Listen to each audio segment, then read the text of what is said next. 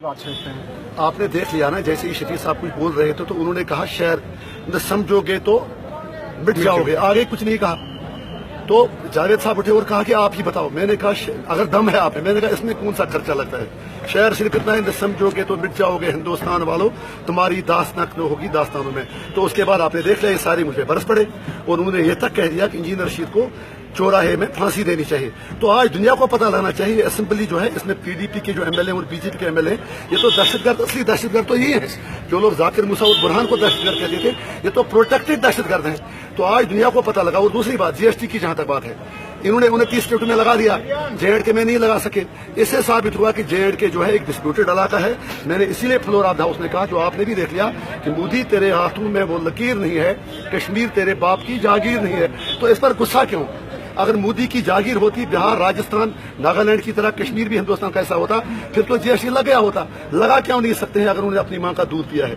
तो इसीलिए इनके पास कहने को कुछ है नहीं, दुनिया को गुमराह कर रहे हैं। तो हमने इसीलिए जीएसटी की मुखालफत की। मसला फाइनेंशियल इम्प्लीकेशन का नहीं है, मसला ये जो हमारे पावर्स हैं वो सरेंडर हो रहे हैं। ना आप कल टैक्स बढ़ा सकते हैं ना आप टैक्स लगा सकते हैं। आप देख रहे हैं कि बाहर जो तजारती अंजुमने हैं उनको जेलों में बंद किया गया। वो तो हमने कहा असेंबली में, शायद अगर आप थे तो मैंने वो आवाज उठा दी कि आप एक तरफ कहते हैं एक डेमोक्रेसी, वाइब्रेंट डेमोक्रेसी है, लेकिन दूसरी तरफ ट्रेडर जो हैं पहले उनसे मशवरा किया, जब वो आपके शीशे में उतरे नहीं तो आज आपने उन पर डंडे बरसा के उनको गिरफ्तार कर दिया है। जुर्म ज़ईफ़ी की सजा मर के मफाजात। गुलामी में ऐसा ही होता है, हम यहाँ पे गुलाम हैं लेकिन हम मरते दम तक यही कहेंगे सब नारों पे एक ही बारी, हक हमारा रायशुमारी। हमने इसीलिए बीजेपी वालों से कहा कि श्यामा प्रसाद मुखर्जी का जो हशर हुआ वो चीज याद रखो, कहीं आपका और आपके साथियों का भी वही ना हो। सर दिल्ली में जेटली जी कहते हैं कि 8 तारीख तक लागू हो, इसका मतलब कि दिल्ली से पहले जनाब अच्छा हुआ वो अभी करने लागू, कोई फर्क नहीं पड़ता। कम से कम दुनिया गूंगी बहरी अंधी नहीं है ना, उनको तो पता चलेगा कि new Delhi is ruling J and K at the barrel of the gun.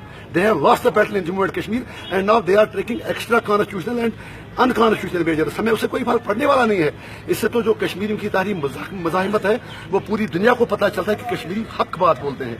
हम निकले थे फैरन मांगने के लिए, सर्दी लग रही थी, ये हमारा कच्छा भी उतार रहे हैं, मतलब जो हमारे पास था वो भी ले रहे हैं। गए थे नमाजें बख्शवाने, गले में पड़ गए रोजे, वही बात है। लेकिन अब उल्टा बात इन पर ऐसा पड़ेगा इनको नानी याद आ जाएगी। Thank you.